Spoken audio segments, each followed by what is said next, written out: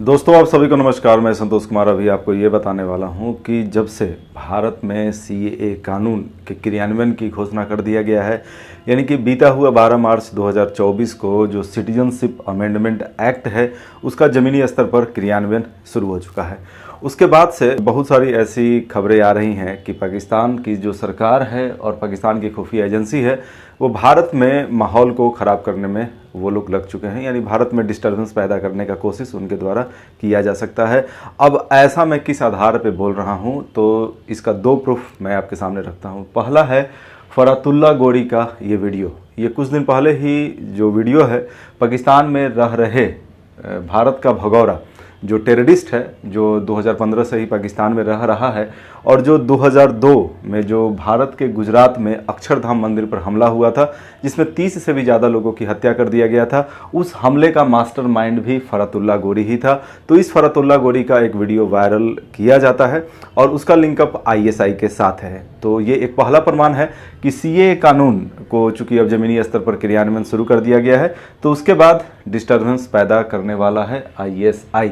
और जो दूसरा प्रमाण है, बहुत सारी खुफिया रिपोर्ट है। तो चलिए वीडियो की शुरुआत करते हैं।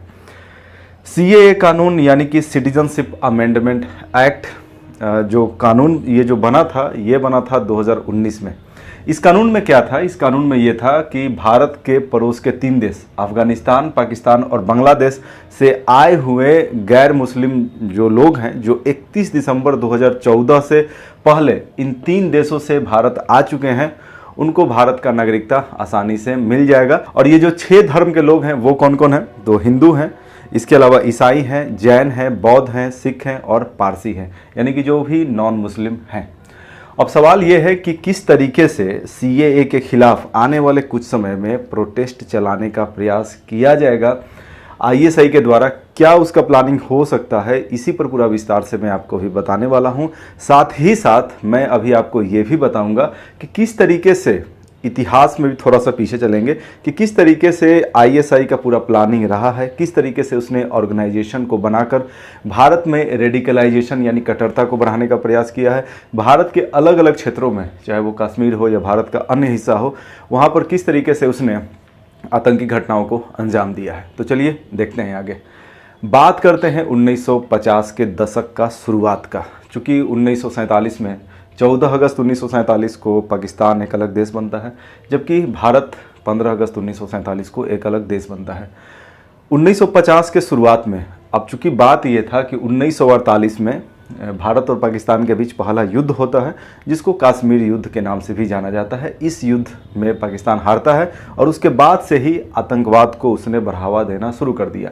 ऐसे सामान्यतः ये कहा जाता है या ज़्यादातर लोगों को ये बात पता है कि पाकिस्तान के द्वारा जो प्रायोजित आतंकवाद है, जिसको छद्म युद्ध भी कहते हैं, क्योंकि पाकिस्तानी सेना को पता है कि हम भारत के साथ डायरेक्ट युद्ध नहीं कर सकते हैं, तो वो छद्म युद्ध का सहारा लेता है, यानी वो आतंकवादियों के माध्यम से भारत में विस्फोट, डिस्टर्बेंस, अस्थिरता वगैरह का काम करता है। तो ये 1950 के दशक से शुरू हो चुका था, जब प्रथम कश्मीर युद्ध या दूसरे शब्दों में कहें प्रथम भारत पाकिस्तान युद्ध समाप्त हुआ था।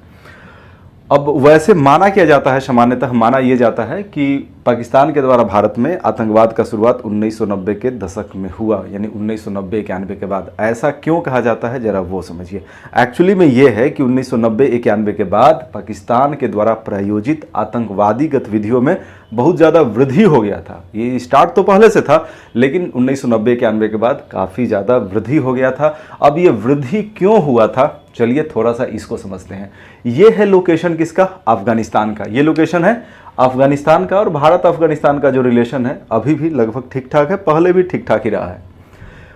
यहाँ पर यूएसएसआर की सेनाएं थी। किसका? यूएसएसआर, सोवियत संघ। चूंकि ये भारत है हमारा, ये पाकिस्तान है, अफगानिस्तान है, और यहाँ पर जो लोकेशन है ये रशिया का है, ये मध्य एशिया है। तो जो यूएसएसआर था आज का रशिया और मध्य एशिया के बहुत सारे देशों के कम्बिनेशन से बना था। रशिया की सेना यहाँ पर लगभग 1989 तक रही थी। रशिया यानी उस समय का सोवियत संघ। अब यहाँ पर अमेरिका ने क्या किया? सोवियत संघ के विरुद्ध पाकिस्तान को सपोर्ट करते हुए बहुत सारे टेररिस्ट ऑर्गेनाइजेशन को पैदा किया। क्यों अमेरिका के द्वारा टेररिस्ट ऑर्गेनाइजेशन को यहाँ पर पैदा किया गया? ताकि वो जो टेररिस्ट ऑर्गेनाइजेशन है वो सोवियत संघ से लड़ाई लड़े। लेकिन 1989 और 1990 तक हालात ऐसा हो चुका कि यूएसएसआर टूटने के कगार पर पहुंच गया, जिस वजह से यूएसएसआर की जो सेनाएं हैं वो वापस लौटना शुरू हो गई और 1991 में फाइनली यूएसएसआर टूट भी गया। अब हुआ क्या, चूंकि यहाँ से यूएसएसआर की सेनाएं यहाँ से निकलना शुरू कर दी गई, अमेरिका के द्वारा पाकिस्तान को सपोर्ट किया गया। अमेरिका की जो खुफिया एजेंसी है उसके द्वारा पाकिस्तानी सेना, पाकिस्तानी खुफिया एजेंसी आईएसआई को सपोर्ट करके, चूंकि कई सारे टेररिस्ट ऑर्गेनाइजेशन का निर्माण किया गया था जो यूएसएसआर से लड़ रही थी। अब यूएसएसआर तो यहाँ से चला गया। अब सवाल यह है कि यहाँ पर जो टेररिस्ट ऑर्गेनाइजेशन काम कर रहे थे उनके लिए एक नया स्पेस चाहिए था। वो अब आगे कहाँ पर काम करे, तो उनके लिए एक नया स्पेस पाकिस्तानी सरकार के द्वारा डिज़ाइन किया गया, वो था जम्मू कश्मीर। ये जो लोकेशन है ये जम्मू कश्मीर केंद्र शासित प्रदेश है और उसमें जो ऊपर का ये वाला जो हिस्सा दिख रहा है ये कश्मीर घाटी है, कश्मीर वैली। तो यहाँ जो टेररिस्ट थे जो यूएसएसआर की सेनाओं से लड़ रहे थे, जो आईएसआई के द्वारा बैकअप थे, जो अमेरिकी खुफिया एजेंसी सीआईए के द्वारा बैकअप थे, उनको अब ट्रांसफ़र किया जाने लगा कश्मीर वैली में। इसी वजह से आप ये सुनते रहे हैं कि 1990-91 में कश्मीर घाटी में आतंकवाद का शुरुआत होता है। एक्चुअली शुरुआत तो 1948-49 से हो चुका था, लगभग 1950 से, लेकिन 1990-91 में इसमें अचानक से वृद्धि देखने को मिला। दोस्तों, आज के वीडियो का टॉपिक यही है कि किस तरीके से सीएए के खिलाफ आने वाले समय में बहुत सारा प्रोटेस्ट बढ़ने वाला है और इसको लेकर के पाकिस्तानी सरकार और आईएसआई ने एक पूरा प्लानिंग बना लिया है, जिसमें उसका मुख्य मोहरा रहने वाला है फरतुल्ला गोरी। तो उस पर धीरे धीरे हम आगे बात करेंगे। अभी जस्ट पहले मैंने आपको ये बताया कि 1989 और 1990 यानी 89-90 के आसपास जो टेररिस्ट ऑर्गेनाइजेशन थे जो अफगानिस्तान में सक्रिय थे वो अफगानिस्तान को छोड़ते हैं और वो कश्मीर की तरफ शिफ्ट करते हैं, जिस वजह से यहाँ पर टेररिस्ट गतिविधियों में काफ़ी ज़्यादा वृद्धि देखने को मिलता है। 1990 का जो दशक है वो काफ़ी टर्निंग पॉइंट था, जो अगर पाकिस्तान के द्वारा प्रायोजित आतंकवाद की बात किया जाए। 1993 में बॉम्बे में बम ब्लास्ट भी हुआ था, सीरियल बम ब्लास्ट हुआ था, यानी कि कश्मीर घाटी में तो आतंकवाद बढ़ ही रहा था। भारत के अन्य हिस्सों में भी कहीं कहीं पर टेररिस्ट घटनाएं देखने को मिलना शुरू हो जाता है। दोस्तों, चलिए मैं आपको बताता हूँ रेडिकलाइजेशन क्या होता है और मॉड्यूल क्या होता है। इसको समझना काफ़ी ज़रूरी है। आगे चीज़ों को अच्छे से समझने के लिए इन दो टर्म से आपको भली भांति अवगत होना पड़ेगा। मॉड्यूल का मतलब हुआ एक बहुत बड़ा ऑर्गेनाइजेशन का एक हिस्सा, एक छोटा सा ऑर्गेनाइजेशन जो बड़े ऑर्गेनाइजेशन के लिए काम करता है। जैसे कि आईएसआईएस जो टेररिस्ट ऑर्गेनाइजेशन है जिसका स्थापना 2014 में हुआ था, यानी Islamic state of Iraq and Syria, उसका भारत में कई सारे मॉड्यूल है जिनका अंडरग्राउंड नेटवर्क अभी भी चल रहा है। उसमें से दो का एग्जाम्पल मैं आपको यहाँ बता रहा हूँ, यूसुफ अल हिंदी और अंसार उल तौहीद। ये क्या है? ये आईएसआईएस का ही हिस्सा है, इसी का एक ब्रांच है जो डिफरेंट नाम से भारत के अलग अलग हिस्सों में अंडरग्राउंड तरीके से ऑपरेट हो रहा है। अगर मैं आपसे ही पूछूं कि क्या लश्कर-ए-तैयबा आईएसआई जो पाकिस्तानी खुफिया एजेंसी है इसका ये मॉड्यूल है, तो इसका ये मॉड्यूल नहीं है। हाँ, लश्कर-ए-तैयबा आईएसआई के लिए काम करता है। ये जो टेररिस्ट ऑर्गेनाइजेशन है इसके थ्रू आईएसआई बहुत सारी टेररिस्ट घटनाओं को भारत में अंजाम दिया है, बट ये इसका मॉड्यूल नहीं है, इसके लिए जस्ट काम करता है क्योंकि लश्कर-ए-तैयबा इसका हिस्सा नहीं है। ठीक है, जबकि आप यहाँ देखेंगे तो आईएसआईएस का एक हिस्सा है, एक ब्रांच है, यूसुफ अल हिंदी और अंसार उल तौहीद।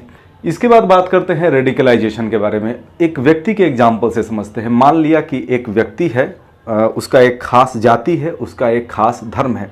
वो व्यक्ति अपने जाति को सबसे महान समझता है, जबकि दूसरे की जातियों को अपनी जाति से काफ़ी छोटा समझता है। या उस व्यक्ति के अगर धर्म की बात करें, उस व्यक्ति का एक फलाना धर्म है, वो व्यक्ति अपने धर्म को सबसे महान समझता है, अपने धर्म को सबसे श्रेष्ठ समझता है, जबकि दूसरे के धर्म को काफ़ी छोटा समझता है। तो वैसे में उस व्यक्ति को कहा जाएगा जाति के आधार पर उसमें कट्टरता है या उस व्यक्ति में धर्म के आधार पर कट्टरता है।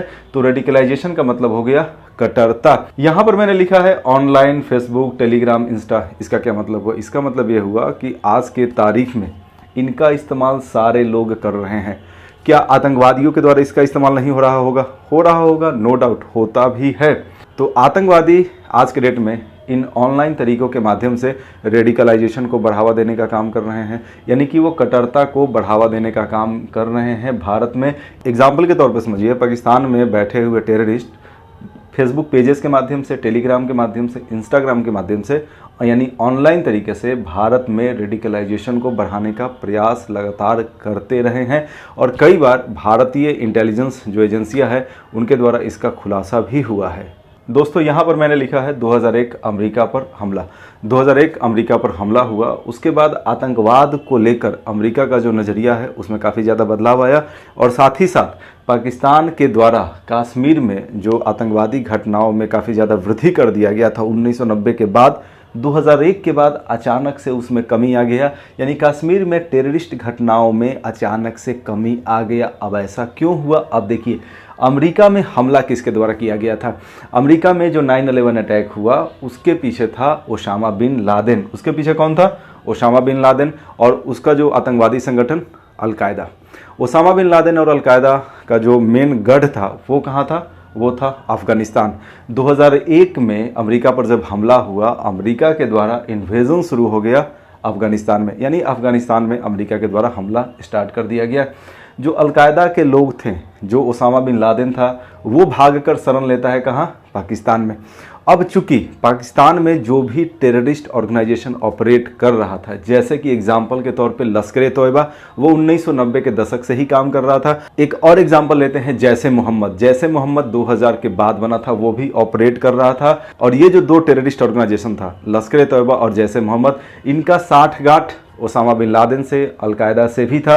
अब चूंकि इनका साठगांठ यानी लश्कर-ए-तैयबा का, जैसे मोहम्मद का साठगांठ ओसामा बिन लादेन से था और ओसामा बिन लादेन को पकड़ना चाह रहा था अमेरिका, तो अमेरिका ने पाकिस्तान को स्पष्ट रूप से कह दिया, मुशर्रफ को स्पष्ट रूप से कह दिया कि तुम अब लगाम लगाओ जैसे मोहम्मद पे, तुम अब लगाम लगाओ लश्कर-ए-तैयबा पे। तो जब लश्कर-ए-तैयबा पर और जैसे मोहम्मद पर लगाम लगाया गया, तो उसके बाद यानी 2001 से कुछ वर्षों तक ये देखा गया कि कश्मीर में आतंकवादी घटनाओं में काफ़ी ज़्यादा कमी हो गया। तो ये अमेरिका के दबाव के वजह से ही हुआ था। यानी इतना अब स्पष्ट हो गया कि जो पाकिस्तानी खुफिया एजेंसी है ISI, अब वो कुछ वर्षों तक यानी 2001 के बाद कुछ वर्षों तक कश्मीर में टेररिस्ट घटनाओं को अंजाम नहीं देने वाला था अलग अलग ऑर्गेनाइजेशन के माध्यम से, क्योंकि उसके ऊपर अमेरिका का दबाव था। अब चूंकि अमेरिकी दबाव की वजह से ISI अपने जो फ्रंट ऑर्गेनाइजेशन थे, या जैसे कि लश्कर-ए-तैयबा, जैसे मोहम्मद, उनके द्वारा टेररिस्ट गतिविधियों के यहाँ पर बढ़ावा नहीं दे सकता था 2001 के बाद, चूंकि अमेरिका का प्रेशर था। इस वजह से जो पाकिस्तानी सरकार है, जो पाकिस्तान की खुफिया एजेंसी है, उसने एक अलग प्लानिंग बनाया और उसका प्लानिंग ये था कि कश्मीर में जो टेररिस्ट घटनाएं हैं उसको अभी कुछ वर्षों के लिए बंद कर देना होगा, क्योंकि अमेरिका का प्रेशर है। तो अब जो नेक्स्ट प्लानिंग किया गया पाकिस्तानी सरकार और ISI के द्वारा, वो प्लानिंग किया गया कि भारत के बाकी हिस्सों में किस तरीके से टेररिस्ट घटनाओं को बढ़ाया जाए, किस तरीके से भारत के जो बाकी हिस्सा है कश्मीर को छोड़कर, वहाँ पर रेडिकलाइजेशन को बढ़ाया जाए। भारत के जो बाकी हिस्सा है वहाँ पर किस तरीके से मॉड्यूल्स को डेवलप किया जाए। दोस्तों चलिए मैं आपको अब ये बताता हूँ कि किस तरीके से 2001 के बाद पाकिस्तानी खुफिया एजेंसी ISI ने भारत में स्थित जो दाऊद इब्राहिम का अंडरग्राउंड नेटवर्क है उसकी सहायता से उसने भारत में कुछ संगठनों का निर्माण किया और भारत में रेडिकलाइजेशन को उसने बढ़ावा देने का प्रयास किया। 2003-04 के आसपास क्या हुआ, दाऊद इब्राहिम के साथ मिलकर लश्कर-ए-तैयबा भी उसमें था और ISI के बहुत सारे ऑफिसर थे। उन्होंने एक मीटिंग किया पाकिस्तान के कराची में, क्योंकि कराची में ही दाऊद इब्राहिम रह रहा था। भारत से भागकर पाकिस्तान का ये जो कराची है वहाँ पर दाऊद इब्राहिम रह रहा था। तो वहाँ पर 2003-04 में एक मीटिंग हुआ और उसके बाद वहाँ पर एक प्लानिंग किया गया कि किस तरीके से टेररिज्म को भारत में बढ़ाना है। तो वहाँ पर दाऊद ने ये कहा कि मेरा अंडरग्राउंड नेटवर्क महाराष्ट्र से लेकर के गुजरात से लेकर के नॉर्थ इंडिया तक फैला हुआ है, आप हमारे नेटवर्क का इस्तेमाल कर सकते हैं। तो उसके बाद सब कुछ प्लानिंग हुआ और दाऊद इब्राहिम का जो भी एसेट था उसकी सहायता से वर्ष 2006 में PFI यानी पॉपुलर फ्रंट ऑफ इंडिया का स्थापना हुआ, जिसमें सिम्मी के लोगों को भी शामिल किया गया। देखिए, अगर सिम्मी की बात किया जाए तो सिम्मी का फुल फॉर्म हुआ student Islamic movement of India, जिसका स्थापना 1977 में हुआ था, लेकिन उसे 2001 में बैंड कर दिया गया था। सिम्मी को बैंड 2001 में इसलिए किया गया था क्योंकि जब अमेरिका पर हमला हुआ था 2001 में, उसके बाद सिम्मी के द्वारा भारत में एक रैली निकाला गया था जिसमें सिमी के लोगों के द्वारा ओसामा बिन लादेन का महिमा मंडन किया गया था, अलकायदा का महिमा मंडन किया गया था। तो सिमी पर फाइनली 2001 में बैंड लग गया था। अब देखिए, सिमी पर तो 2001 में बैंड लग गया था, सिमी के बहुत सारे जो लोग थे उनको गिरफ्तार भी किया गया था, लेकिन उसके बावजूद भी सिमी के बहुत सारे लोग अंडरग्राउंड तरीके से काम कर रहे थे। तो दाऊद इब्राहिम का जो भारत में अंडरग्राउंड नेटवर्क था वो, दाऊद इब्राहिम का जो भी भारत में एसेट था वो, और सिमी के जितने भी अंडरग्राउंड लोग थे, क्योंकि सिमी के सारे लोगों को 2001 में गिरफ्तार नहीं किया गया था, तो ये जितने भी लोग थे, ये जितने भी एसेट्स था, उसको मिलाकर पीएफआई का स्थापना हुआ 2006 में। और पीएफआई के द्वारा उसके बाद भारत के अलग अलग हिस्सों में रेडिकलाइजेशन को बढ़ावा देने का प्रयास किया गया। पॉपुलर फ्रंट ऑफ इंडिया यानी पीएफआई की स्थापना के 1 वर्ष बाद ही 2007 में इंडियन मुजाहिदीन का स्थापना हो जाता है। इसमें भी लगभग वही लोग थे, सिमी के जो भी अंडरग्राउंड वर्कर थे वो, दाऊद इब्राहिम का जो भी नेटवर्क था वो, और पीएफआई से भी जुड़े हुए बहुत सारे लोगों ने मिलकर फाइनली आईएम का स्थापना किया इंडियन मुजाहिदीन का 2007 में। और ये जो इंडियन मुजाहिदीन था, इसके द्वारा भारत में खासतौर पर जो हिंदू बहुल इलाके हैं, बहुत सारे ऐसे क्षेत्रों में कई बार आतंकवादी घटनाओं को अंजाम दिया गया। फाइनली 2012-13 में जो भारतीय खुफिया एजेंसियां थी, उनके ऑपरेशन की वजह से इंडियन मुजाहिदीन 2012-13 तक लगभग न्यूट्रलाइज हो गया। 2012 में ओसामा बिन लादेन की हत्या कर दिया जाता है, जब अमेरिका के द्वारा सर्जिकल स्ट्राइक किया जाता है पाकिस्तान में। ओसामा बिन लादेन की जब हत्या हो जाती है, उसके बाद आतंकवाद की जगत में एक वैक्यूम आ जाता है। उस वैक्यूम को भरने के लिए जो एक नया संगठन सामने आता है वो है ISIS यानी कि Islamic state of Iraq and Syria, जिसका स्थापना 2014 के आसपास डॉक्टर अबू बकर अल बगदादी के द्वारा किया जाता है, जिसका मकसद था खलीफेत की स्थापना करना, यानी कि खलीफा के साम्राज्य का स्थापना करना। और ये जो ISIS ऑर्गेनाइजेशन था, जो टेररिस्ट ऑर्गेनाइजेशन था, ये पूरे दुनिया में तेज़ी से पांव पसार रहा था, क्योंकि ये ऑनलाइन तरीके से अपने कैंपेन को चला रहा था। अपना जो टेररिस्ट आइडियोलॉजी है, इसको वो ऑनलाइन तरीके से पूरी दुनिया भर में फैलाते जा रहा था, और साथ ही साथ ये दुनिया भर में अपने बहुत सारे मॉड्यूल को भी ये एस्टैब्लिश कर रहा था। भारत में भी इसने कई स्थानों पर, अलग अलग स्थानों पर, चाहे वो कश्मीर हो या भारत का अन्य हिस्सा हो, वहाँ पर उसने कई सारे मॉड्यूल को स्थापित भी किया। दोस्तों, आपने बुरहान वानी का नाम अवश्य ही सुना होगा। ये भारत का पहला फेसबुक आतंकी भी कहा जाता है। अगर भारतीय इंटेलिजेंस एजेंसियों के शब्दों में कहा जाए तो भारत का पहला ऑनलाइन आतंकी है। बुरहान वानी कौन था? तो बुरहान वानी एक ऐसा आतंकी था जो ISIS के एक ऐसे मॉड्यूल से जुड़ा हुआ था जो मॉड्यूल कश्मीर में एक्टिवेट था। बुरहान वानी ऑनलाइन तरीके से यूथ के बीच रेडिकलाइजेशन को बढ़ावा देने का प्रयास कर रहा था। मोदी जी के पहले शासनकाल के दौरान, जब 2014 से 19 के बीच उनका पहला शासनकाल था, उस दौरान जो सेनाध्यक्ष थे जनरल बिपिन रावत, उनके द्वारा भारतीय सेना के द्वारा यहाँ पर यानी कश्मीर में ऑपरेशन ऑल आउट चलाया जा रहा था, और जो भी ISIS के मॉड्यूल थे उनके खिलाफ एक्शन लिया जा रहा था। उसी दौरान भारत का पहला फेसबुक आतंकी बुरहान वानी भी मारा जाता है, जो फेसबुक पेजेस के माध्यम से कश्मीर में यूथ को रेडिकलाइज करने का प्रयास कर रहा था। दोस्तों, अब बात करते हैं 2019 का। 2019 में क्या हुआ? 2019 में भारतीय संविधान से अनुच्छेद 370 को हटा दिया गया। भारतीय संविधान से जब से 370 को हटाया गया, उसके बाद से लेकर अभी तक पूरे कश्मीर में, कश्मीर घाटी में आतंकी घटनाओं में काफ़ी ज़्यादा कमी देखने को मिला है। उसके बाद हुआ क्या? उसके बाद यानी 370 हटने के बाद ISI का जो प्लानिंग था कश्मीर को लेकर के, वो किस तरीके से चेंज हुआ और भारत के अलग अलग क्षेत्रों के लिए चेंज हुआ जब से 370 को हटाया गया। चलिए जरा उसको देखते हैं। अगर आज के तारीख में बात किया जाए तो लश्कर तैयबा हो या जैश मोहम्मद हो, वो कश्मीर घाटी में डायरेक्ट इन्वॉल्व नहीं है। यानी कि कश्मीर घाटी में जो लश्कर तैयबा और जैश मोहम्मद का डायरेक्ट ऑपरेशन हुआ करता था, अब वो नहीं होता है। लश्कर तैयबा ने एक फ्रंट ऑर्गेनाइजेशन बना लिया है जिसका नाम है द रेसिस्टेंस फ्रंट, और जैश मोहम्मद ने बना लिया है पीपुल एंटी फासिस्ट फ्रंट। ये जो दो फ्रंट ऑर्गेनाइजेशन है, लश्कर तैयबा का और जैश मोहम्मद का, इन दो फ्रंट ऑर्गेनाइजेशन के माध्यम से ही लश्कर तैयबा और जैश मोहम्मद अब कश्मीर घाटी में ऑपरेट करने का प्रयास करता है, क्योंकि कश्मीर घाटी में जो हालात हैं 2019 के पहले वाला नहीं है। ये बात लश्कर तैयबा और जैश मोहम्मद को भी पता है। तो ये कुछ इस तरीके का सिस्टम है, थोड़ा सिस्टम चेंज हुआ है, क्योंकि ये लोग अब डायरेक्ट इन्वॉल्व होने से बचते हैं कश्मीर घाटी में, और अपना जो फ्रंट ऑर्गेनाइजेशन है इनके माध्यम से वो यहाँ पर ऑपरेट कर रहे हैं। अगर थोड़ा सा कुछ और बात करें, जैसे कि एग्जाम्पल के तौर पे बात करें, ये चूँकि पंजाब रीजन है, पंजाब रीजन में पिछले वर्ष यानी कि 2023 में अमृतपाल सिंह का मुद्दा काफ़ी ज़्यादा चर्चा में था। अमृतपाल सिंह का मुद्दा काफ़ी सुर्खियों में भी था और जो खालिस्तानी मूवमेंट है, खालिस्तानी आंदोलन है, उसको बढ़ावा देने का प्रयास अमृतपाल सिंह के द्वारा पंजाब में किया जा रहा था।